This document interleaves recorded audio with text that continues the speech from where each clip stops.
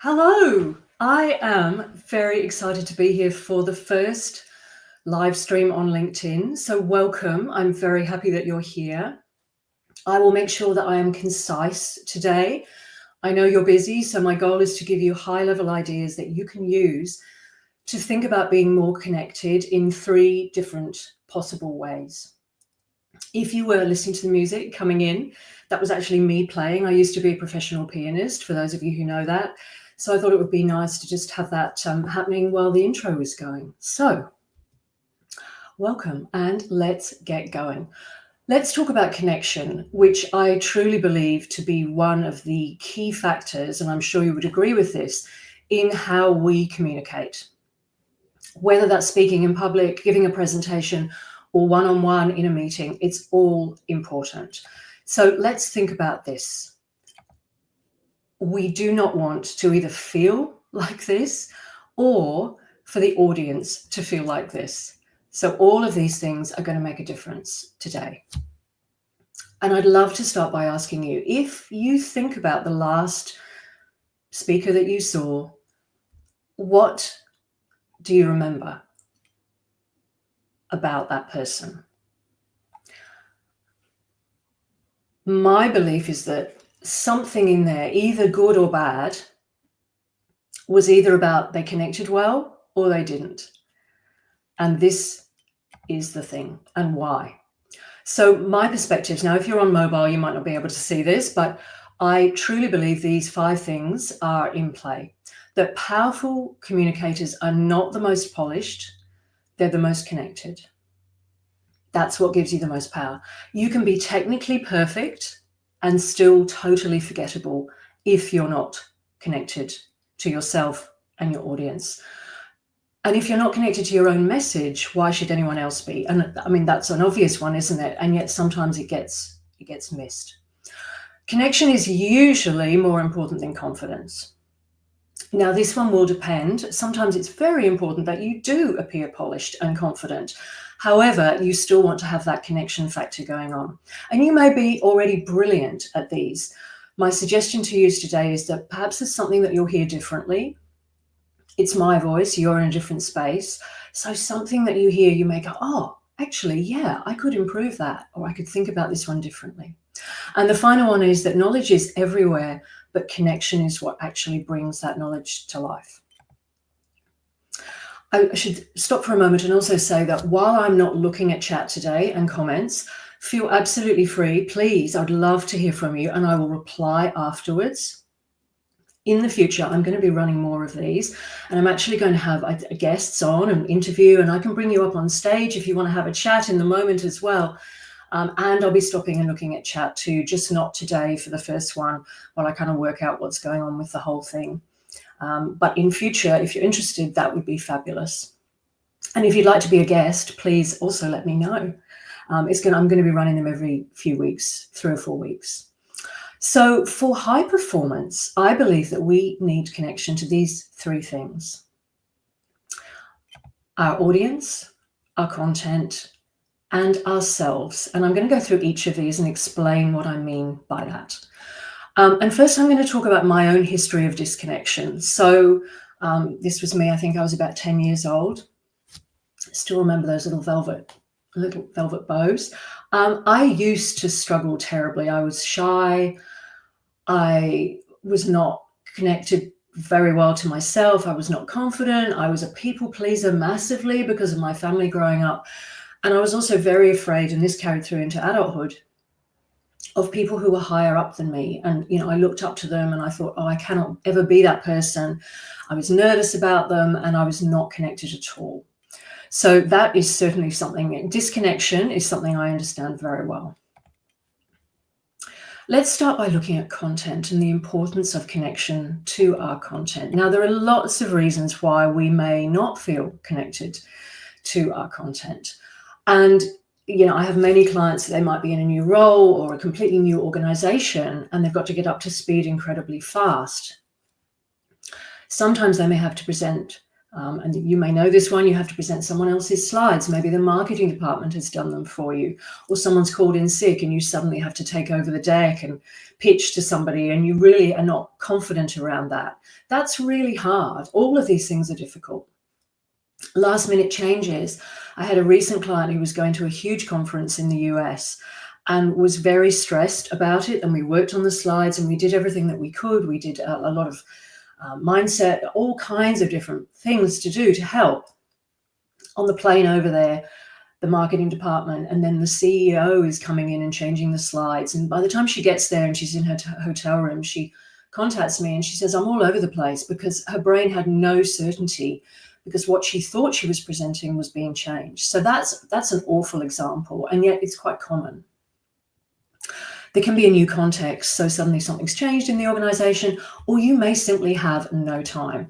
So if a disconnect from your content is something that happens to you in your different situations, there are three things. Well, there's more than three, but I'm going to give you three overview thoughts today. The first one is the knowledge base, and that is that getting that foundation. For some clients, it's going, okay, I'm going to set aside half an hour this week to go over as many documents and things as I can to work out what's actually going on in the new role. And you'll be doing this anyway. I mean, a lot of this is common sense, but making sure that knowledge base is in place, because that absolutely is the foundation. The second one, going up the triangle, because this is the stable base, thinking about a triangle, this is what we're after. The second one going up is that prior thinking time.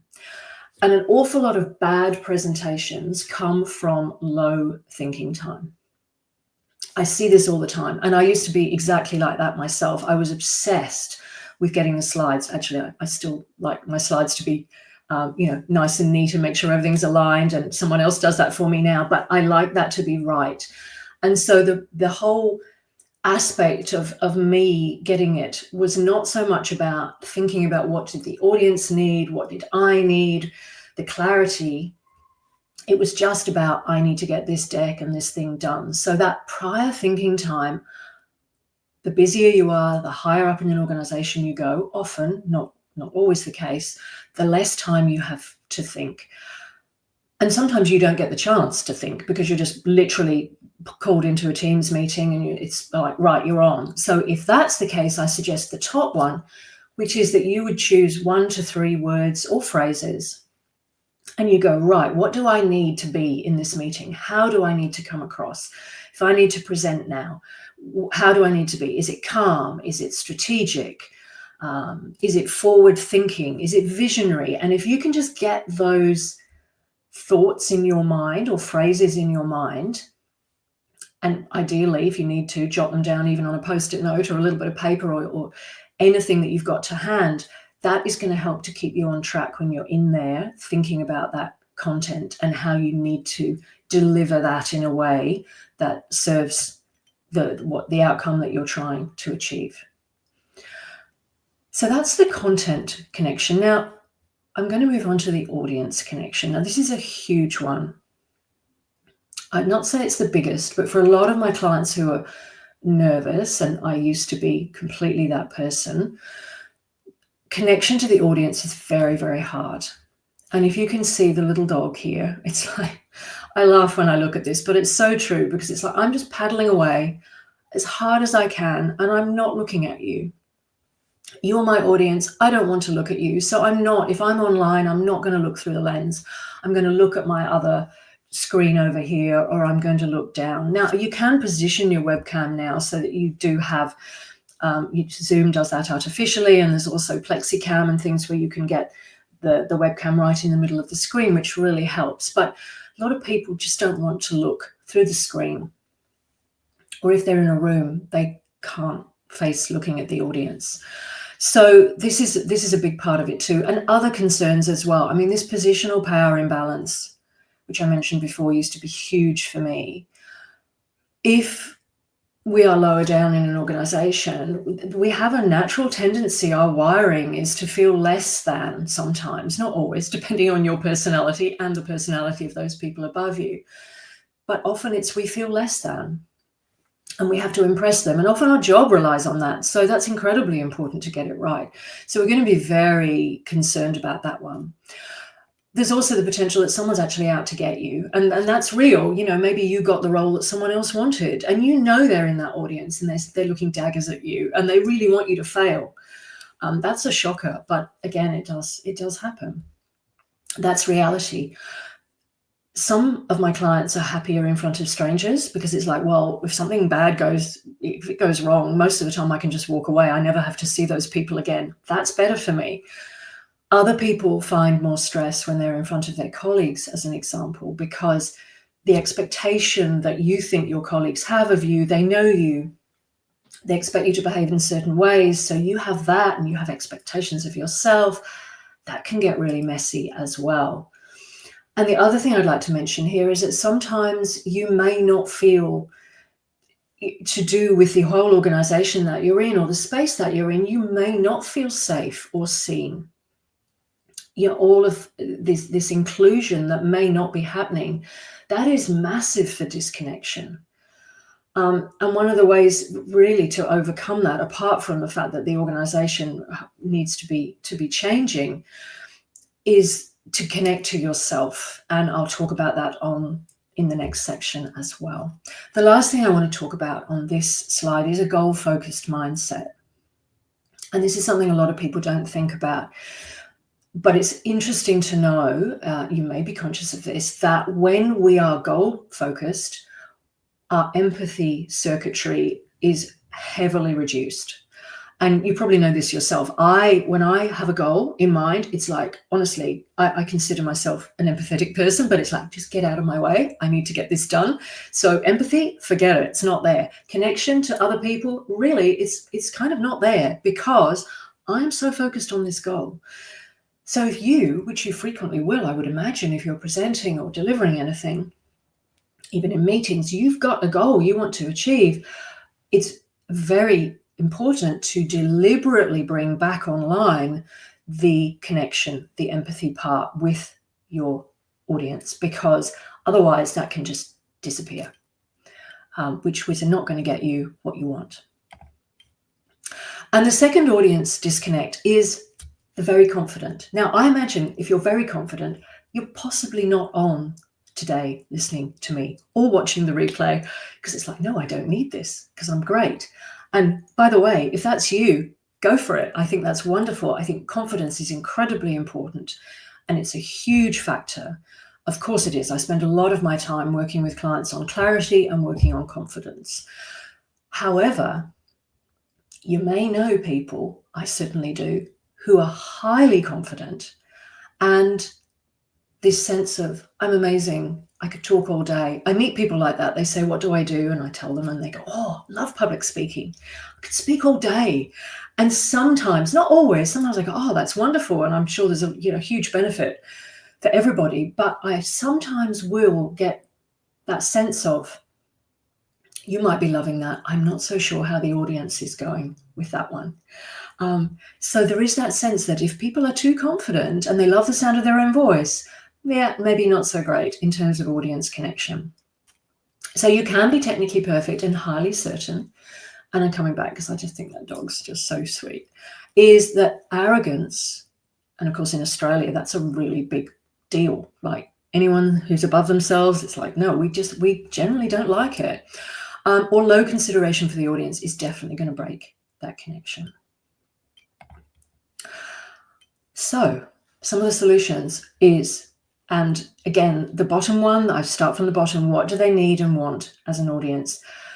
And it may seem obvious, and you may be going, well, duh, Sarah, of course, and you may be brilliant at this. It's surprisingly easy, and I've done it myself, to miss what is needed in that specific situation and to address resistance. If there's a resistance in the room to your message, you need to address that, because otherwise it's simmering away, and then it may come out at the end, or you might be blindsided by comments or questions, or Q&A may go badly wrong. It's like, what do they need? And what, if you think about an intelligent audience, what are the questions they're going to have? What are the things that might get in their way? What are they really after as well? And again, this is something you may be fully on top of. The second technique is this idea of turning towards them in your mind, and not only in your mind, but also sometimes literally. I mentioned eye contact before, about we're not always looking at the audience very clearly. So turning towards them. I got this idea from Meg Wheatley. I don't know if you know Meg. She's a US leadership consultant. She's been around many years now, and she's written various books. And she talks about this idea. It was more one-on-one, but I know that it works for groups as well, is that she says we only have two options. We can either turn towards somebody when we communicate with them, or in our mind, we've turned away from them, and that there is no neutral.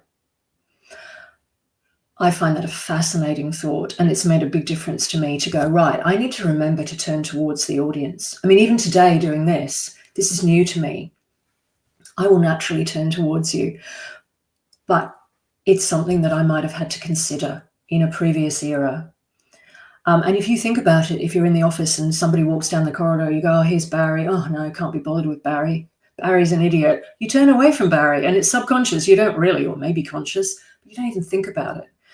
It's that deliberate sense of turning towards them.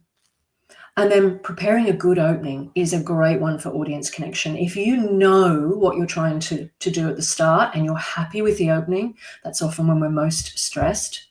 That is going to help a lot.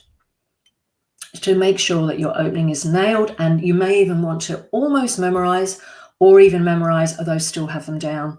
You don't want to be losing track and forgetting in the moment, but certainly internalizing what you want to say at the start, so that you don't start with ums and fluff and then go, oh, this is going badly, and then it all goes downhill from there. Okay, I'm on to the final part now, and that is yourself, connection to yourself. Now, this is a huge area, and it's something I spend a lot of time on with clients, particularly if they're nervous, because this can be the biggest issue. What gets in the way? We have self-doubt, and we need to protect ourselves. We have imposter syndrome. We compare ourselves. That's our wiring. We compare ourselves to other people, and that's a roller coaster, because one moment we might go, oh, actually, I did that better than that person, but oh, now that person's way better than me, and then the whole thing it's very unstable. The best solution there is to compare yourself to your previous version of yourself. That's what the research is showing on this one. You may just be a quieter personality, and you're very connected to yourself when you're on your own or with people that you love and trust, but when you're out there and needing to actually get an outcome, you really struggle with that self-connection. Fear of judgment, that's very normal, and concern with how we look or sound. I used to have severe eczema, and I still sometimes had to be in front of a group, and that was horrendous. I was thinking about lighting, I was like, oh my God, I look bad. So that really got in the way. So connection to yourself solutions, mind map. A mind map is a brilliant one. And if you're interested in this, I'm planning to do another whole, I think I'll do a whole live stream on this as well, is to mind map, either in images or in words, all the areas of your life where you feel good about yourself, nailed it, successful, strong. This is about your values. And the research shows very clearly that if you are in touch with that before you speak, you care less about negative audience social judgment. So that's an incredibly useful one. I won't go into detail now, but that's a great one for people. Self-talk, again, a huge area, but ideally be on your own side. Be as kind to yourself as you can. Self-compassion. It's not easy. Some people are really hard on themselves. I know, I get that. I was very much that person. I'm recovering on that one. I'm still having to work on it, but being on our own side, because if we're not on our own side, it just makes it so much harder, doesn't it? It's tricky. And then connection to yourself, actually connected to your body, and that's breathing and feeling your feet and grounding and making sure that you take breath. And honestly, if I could highlight just one thing from today, pretty much to connect with everything, breathe. It's crucial, and so easy to forget in the moment. And then we either rush, or we get more nervous, or we can't think. All of those things are in play when we don't breathe. All right, so that was a brief and fairly fast canter through some high-level ideas. I'm trusting that you're going to have found something today that has been useful and that you might be able to consider or take away, or maybe have a chat with someone else about. And so my thought for you is, how are you already building connection? What are your strengths? What are your weaknesses? And how can you perhaps act on this? So if you've got one takeaway from today, maybe think about how I could use it. That small nudge in that new direction is going to make a big difference. So, all right, we are done. And what I would love to say before I finish is that if you're interested in connecting with me, either you have an interest in having a chat, where you can DM me on LinkedIn, you can go to my website, and I'm very happy to chat with you, either about training for your organization or small group coaching or one-on-one. So if you are interested, please feel free to get in touch. It's been an absolute pleasure to be with you today, and I look forward to seeing you next time. So bye for now.